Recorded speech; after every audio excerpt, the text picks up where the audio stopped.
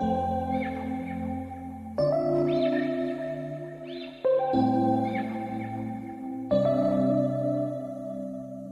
we met, I could tell by your smile. You hadn't been with a good girl like me in a while. Yeah, you were impressed, couldn't leave me alone. Hi friends, எல்லாரும் எப்படி இருக்கீங்க? உங்களை பார்த்ததுல எனக்கு ரொம்ப சந்தோஷம். இன்னைக்கு நிறைய புது ஃப்ரெண்ட்ஸ் நம்ம சேனலை ஜாயின் பண்ணிருக்கீங்க. எல்லாருக்குமே ரொம்ப ரொம்ப நன்றி. புதுசா நம்ம சேனலை பார்க்குறவங்களா இருந்தா சப்ஸ்கிரைப் பண்ணி வச்சுக்கோங்க. கூடவே இருக்கிற பெல் ஐகானை பிரஸ் பண்ணி வச்சுக்கோங்க. Thank you friends. இன்னைக்கு நம்ம கிச்சன்ல என்ன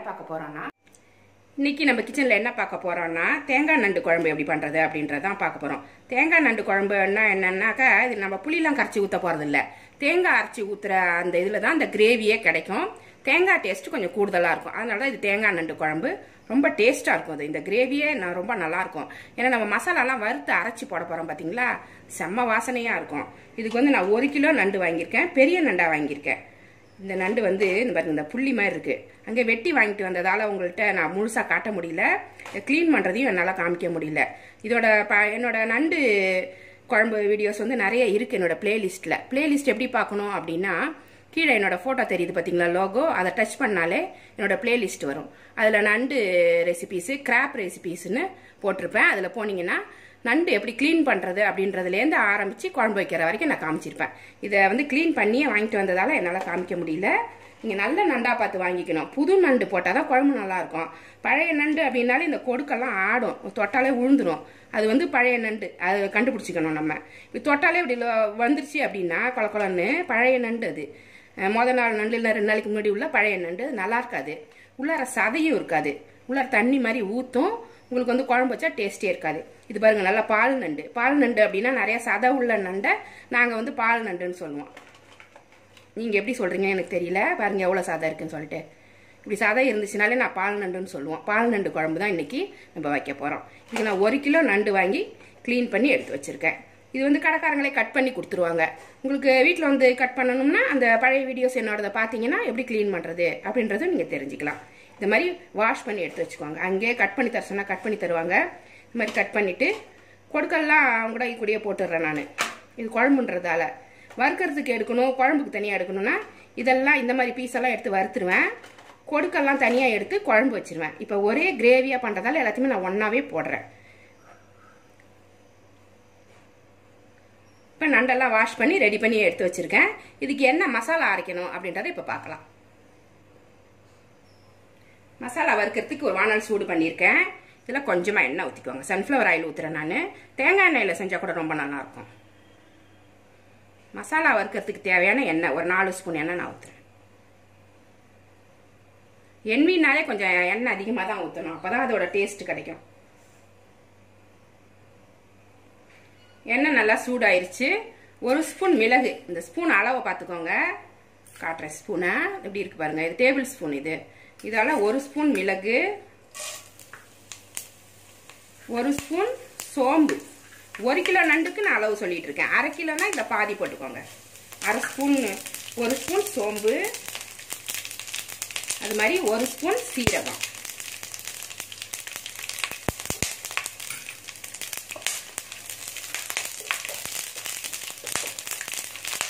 சோம்பு சீரகம்லாம் பொரிஞ்சிருச்சு.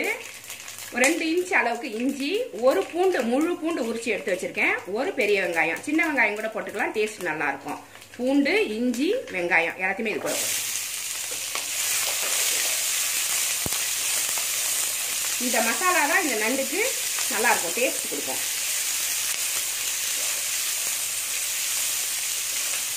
இது நல்லா வதங்கட்டும்.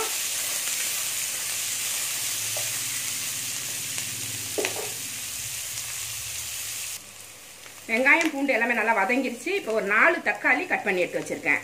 இதை போட்டுடலாம். தக்காளி கொஞ்சம் அதிகமாக தான் போட்டிருக்கேன், அப்பதான் நம்மளுக்கு கிரேவி கிடைக்கும்.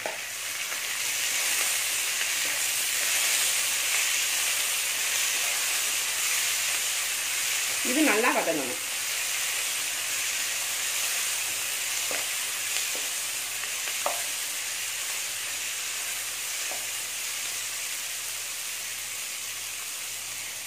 இந்த அளவுக்கு வதங்கினா போதும். ஏன்னா நம்ம வதக்கி மிக்சியில அரைக்க தான் போறோம், அதனால இது வரைக்கும் போதும்.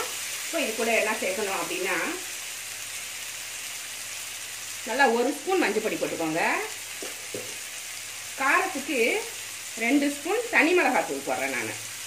உங்களுக்கு எவ்வளோ காரம் தேவைன்றதை பார்த்து போட்டுக்கோங்க. இப்போ கம்மியாக கூட போட்டுட்டு குழம்பை டேஸ்ட் பண்ணிவிட்டு பத்தலைன்னா கொஞ்சமாக தனி மிளகாத்தூள் போட்டுக்கலாம். அதை வந்து ஈக்குவல் பண்ணிக்கலாம்.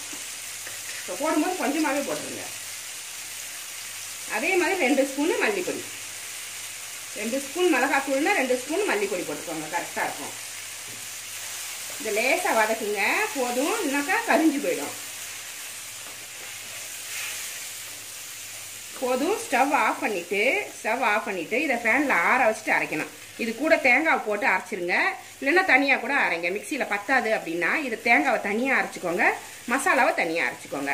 ஆனால் ஆற வச்சு அரைங்க, சுட்டுக்காதீங்க. மிக்சியில் சூடாக போட்டு அரைச்சிங்கனாக்கா மேலே பட்டுடும். ரொம்ப சூடு தாங்க முடியாது உங்களாலலாம்.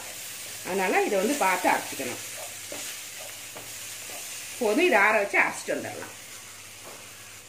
நான் தேங்காவையும் ஒன்றா தான் போட்டு அரைக்க போகிறேன். ஒன்றாவே போட்டுடுறேன். மிக்சி பெரிய ஜாரில் அரைக்க போகிறேன். நல்லா நைஸாக அரைச்சி எடுத்துகிட்டு வந்துடுங்க.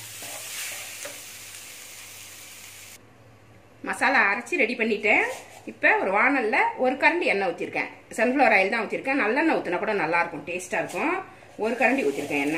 எண்ணெய் கம்மியாக ஊற்றுனீங்கன்னா காரில் அடிக்கிற மாதிரி இருக்கும். எண்ணெய்னால எண்ணெய் தான், எண்ணெய் ஊற்றினாலும் எண்ணெய் டேஸ்ட் கரெக்டாக வரும். 1 ஸ்பூன் கடுகு உளுந்தம் பருப்பு போட்டு தாளிச்சிடலாம். 1 பெரிய வெங்காயம், ஒரு 3 பச்சை மிளகாய். இது ஃப்ளேவருக்காக தான், காரத்துக்காக இல்லை. இது காரம் இல்லை இந்த மிளகாய் இல்லை. அதனால 3 மிளகாய் இந்த மாதிரி கீரி எடுத்து வச்சுருக்கேன். இதை ஃபஸ்ட்டாக சேர்த்துடலாம்.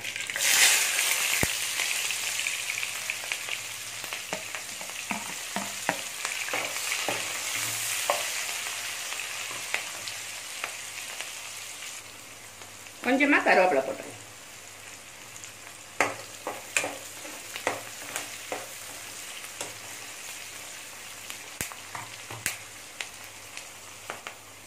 வெங்காயம் நல்லா வதங்கிருச்சு. இப்போ அரைச்ச மசாலாவை இதில் போட்டு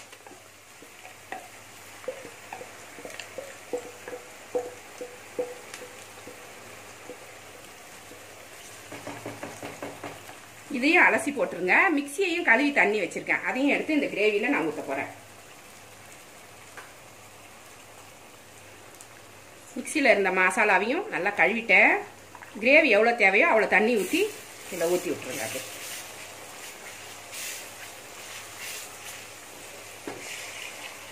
மிக்சியில் நிறைய மசாலா ஒட்டிக்கும், அதனால தான் அதெல்லாம் வேஸ்ட் பண்ணக்கூடாது.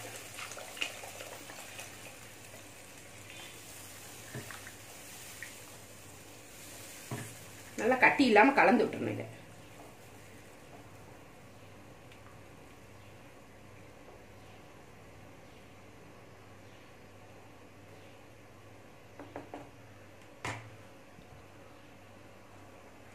இப்போ குழம்புக்கு தேவையான உப்பு போட்டுருங்க.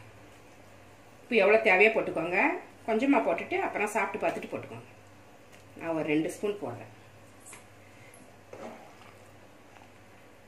நல்லா கலந்துட்டு டேஸ்ட் பண்ணி பாருங்கள், குழம்பு டேஸ்ட் எப்படி இருக்குன்னுட்டு. உப்பு காரம் பத்தலைன்னா போட்டுக்கோங்க.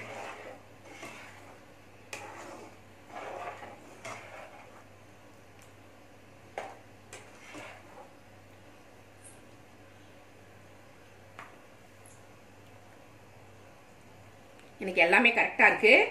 உப்பு மட்டும் கொஞ்சமாக குறையுது, அதை மட்டும் போட்டுக்கிறேன் நான். கொஞ்சமாக குறையுது.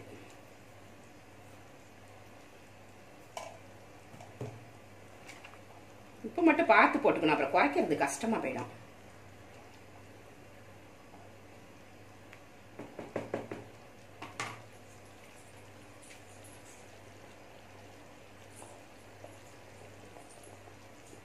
குழம்பு நல்லா கொதிக்குது. இப்போ நண்டை வந்து இதில் போட்டுருக்கேன்.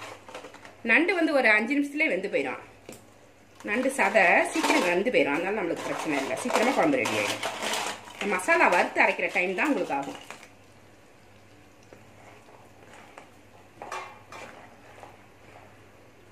செம்ம டேஸ்ட்டாக இருக்கும் இந்த குழம்பு. இது வந்து சாதத்துக்கும் போட்டுக்கலாம், இடியாப்பத்துக்கு நல்லாயிருக்கும், ஆப்பத்துக்கு நல்லாயிருக்கும், இட்லி தோசைக்கும் சூப்பராக இருக்கும்.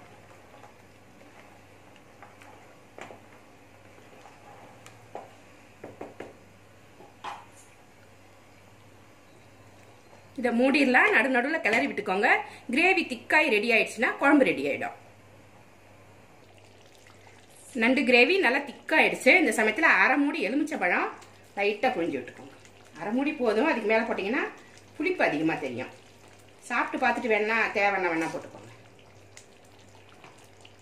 இது போட்டு கலந்துடலாம். லாஸ்ட்டில் தான் எலுமிச்சை பழம் போடணும், முன்னாடியே போட்டிங்கன்னா கசந்து போயிடும். லெமன் வந்து கசப்பை கொடுத்துரும். ஃபஸ்ட்டே போட்டு நீங்கள் கொதிக்க வச்சிங்கன்னா.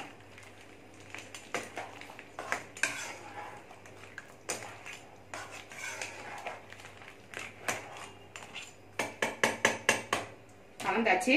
இப்போ இது ஆப்ஷனல் தான். 2 ஸ்பூன் நான் நெய் போட்டுக்கிறேன். விருப்பப்பட்டீங்கன்னா போட்டுக்கோங்க. இது நல்லா மணமாக இருக்கும், வாசனையாக இருக்கும். அதுக்காக நான் கொஞ்சமாக போட்டுக்கிறேன் நெய். லாஸ்ட்டில் கொஞ்சமாக நெய் போட்டுக்கலாம். அடுத்தது கொத்தமல்லி தழை கட் பண்ணி வச்சுருக்கேன். இதை ஃபுல்லாக தூவிடலாம். சூப்பராக ரெடி ஆயிடுச்சு பாருங்க. செம்ம டேஸ்ட்டாக இருக்கும். இது நண்டு கிரேவி பால் நண்டு குழம்பு ரொம்ப டேஸ்ட்டாக இருக்கும். சாதத்துக்கும் நல்லாயிருக்கும். இட்லி, தோசை, ஆப்பம், இடியாப்பம் எல்லாத்துக்குமே நல்லாயிருக்கும். இந்த ரெசிபி உங்களுக்கு பிடிச்சிருந்தா நம்ம சேனலை சப்ஸ்கிரைப் பண்ணி வச்சுக்கோங்க. கூடவே இருக்கிற பெல் ஐக்கானையும் ப்ரெஸ் பண்ணி வச்சுக்கோங்க. லைக் பண்ணுங்கள், ஷேர் பண்ணுங்கள், கமெண்ட் பண்ணுங்கள். இவ்வளோ நேரம் என்னோட வீடியோவை பார்த்தா எல்லாருக்குமே நன்றி. Thank you friends.